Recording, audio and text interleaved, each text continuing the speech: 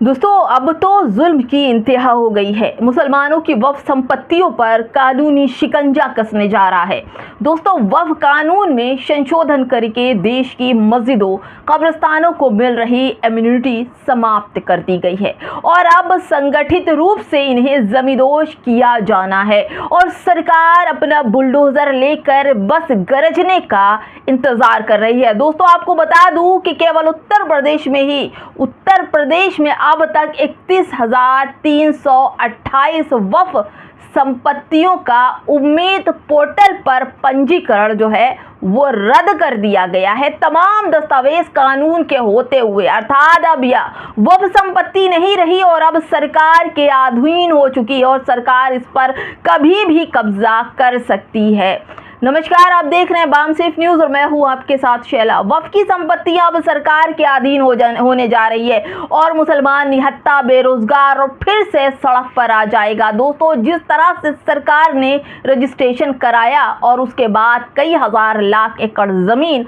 अब सरकारी कब्जे में जाने वाली है, क्योंकि सिर्फ उत्तर प्रदेश में 31,000 से कुछ ज्यादा ही संपत्तियां जो रजिस्ट्रेशन था वो रद्द हो गया। आप सोचिए पूरे देश में कितना। जैसे फरीदाबाद के सेक्टर 21 में डी स्थित मुस्लिम कब्रिस्तान इस्लाम पर हरियाणा शहरी विकास प्राधिकरण यानी कि HSVP ने अपनी संपत्ति बताते हुए कब्जा कर लिया। यानी मुसलमानों के कब्रिस्तान जो हजारों सालों तक मुर्दे गड़े रहते थे उस पर कब्जा हो गया है। दोस्तों प्रशासन का कहना है कि भूमि सरकारी रिकॉर्ड में दर्ज है, जबकि कब्रिस्तान प्रबंधन समिति कहता है कि स्थानीय लोगों का दावा है कि यह दशकों पुराना वक्फ कब्रिस्तान है और धार्मिक उपयोग में रहा है।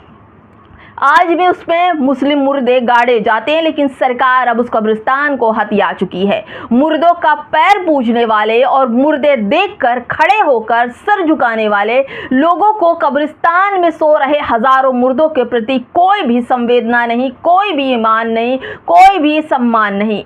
भारत इतना बदल जाएगा ये किसी ने सोचा नहीं था और मुसलमानों के साथ ये जवाल आएगा ये भी मुसलमानों ने नहीं सोचा था। लेकिन पिछले लगभग एक महीने का मात्र ही कुछ उदाहरण दूं तो जयपुर में 28 जून को सड़क चौड़ीकरण अभियान के तहत एक नूरानी 5 मंजिला मस्जिद को सड़क चौड़ीकरण के नाम पर शहीद कर दिया गया। इसके अतिरिक्त राजस्थान के बाड़मेर में, जैसलमेर में भारत पाकिस्तान सीमा के 50 किमी क्षेत्र में मौजूद सभी पुरानी मस्जिदों और कब्रिस्तानों को शहीद कर दिया गया, खत्म कर दिया गया, हटा दिया गया। सरकार ने उस जमीन पर कब्जा कर लिया। दोस्तों शहर तो छोड़ दीजिए, राजस्थान के मालाड़ा में गांव में एक मस्जिद पर बुलडोजर चला दिया गया। मस्जिद सैकड़ों साल पुरानी थी, वीडियो भी दिखाई पड़ रहा था, हर तरफ सोशल मीडिया चल रहा था, लेकिन मस्जिदें ही आखिर निशाने पर क्यों हैं? क्या मस्जिदें ही पूरे देश के अंदर अवैध बनी हैं? दोस्तों पश्चिम बंगाल में नई सरकार बनने के बाद कोलकाता हवाई अड्डे के पास स्थित 136 वर्ष पुरानी गौरीपुरा जो जामा मस्जिद को हटाने की नोटिस जारी हुआ है। ढूंढ कर मस्जिदों पर नोटिस चिपकाए जा रहे हैं।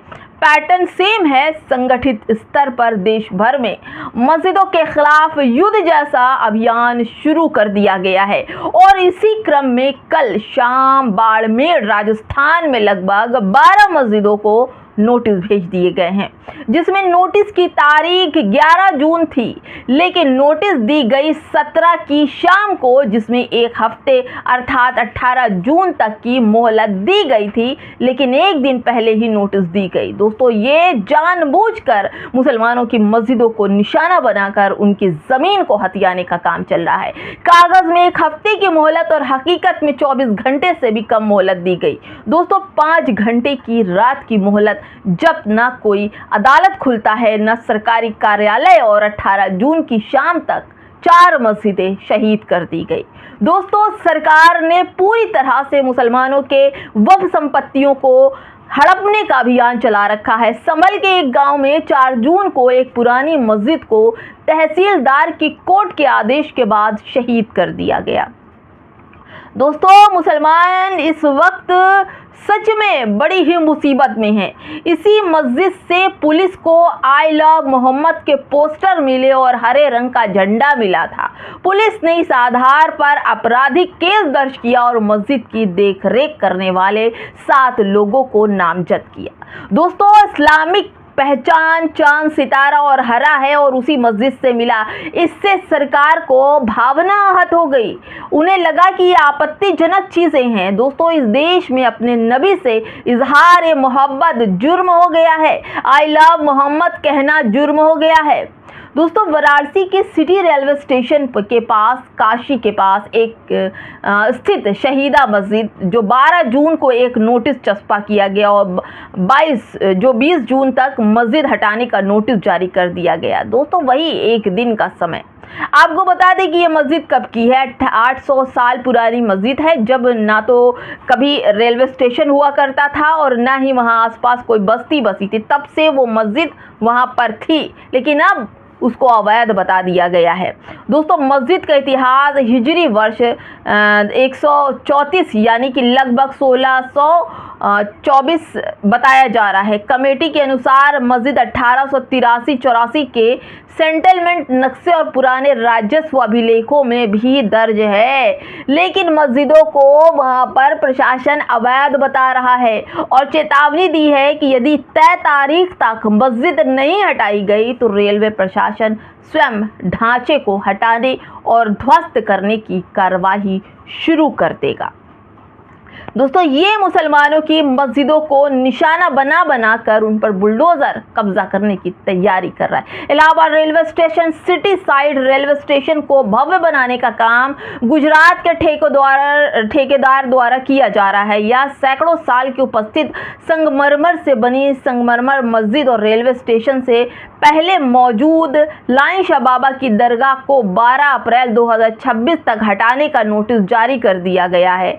दोस्तों अब सोचिए किस तरह से जो जिनकी जगह थी, जगह उनको हटाया जा रहा है। आश्चर्यजनक बात यह है कि इसका वक्फ रजिस्टर नंबर 161 है, नंबर भी है।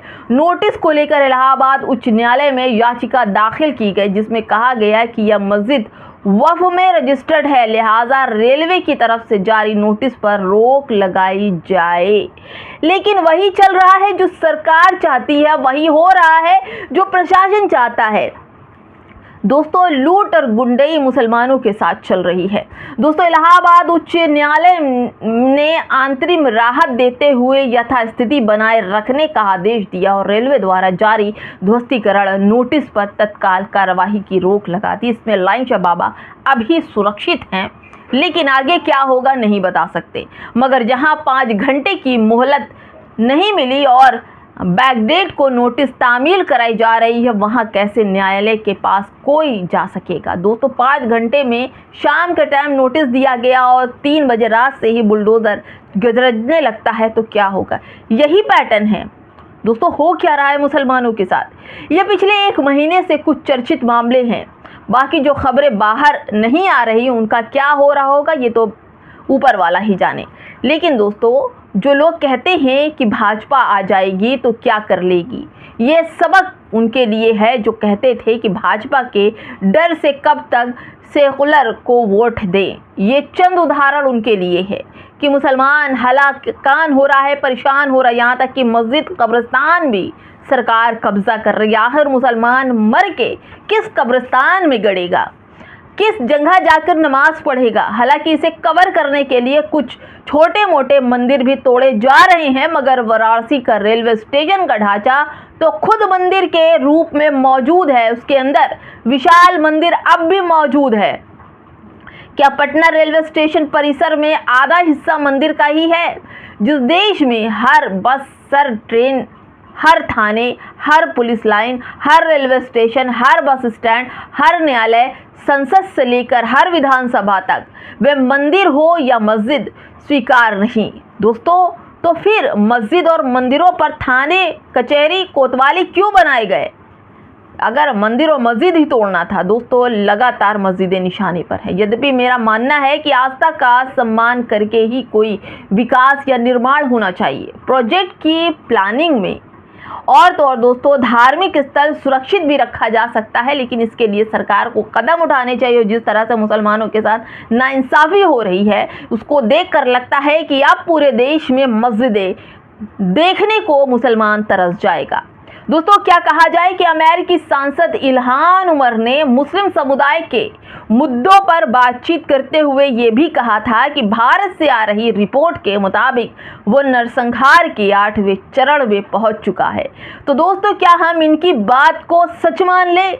जिस तरह से मुसलमानों के घर मकान पर बुलडोजर और जिस तरह से षड्यंत्र रचकर मस्जिदों को अवैध बताया जा रहा है और कब्रिस्तानों पर कब्जे हो रहे हैं, तो ये समझा जाए कि क्या सच में मुसलमानों के साथ नरसंहार होने वाला है। मुसलमानों के साथ नरसंहार का जो टाइम है वो 8वें चरण पर हो गया है। 2 चरण बाकी है। दूसरे चरण पर मुसलमानों की जो नरसंहार है वो हो जाएगा। क्या कहेंगे दोस्तों इस पर? क्या ये सब कुछ सही चल रहा है? क्या इस देश में मुसलमान दोयम दर्जे का नागरिक हो गया है? अगर आपको लगता है कि उनके साथ गलत हो रहा है तो कमेंट में सहयोग कीजिए और सवाल उठाइए कि आखिर इस देश में जितना हक तमाम लोगों का है, उतना ही हक मुसलमानों का भी है। नमस्कार।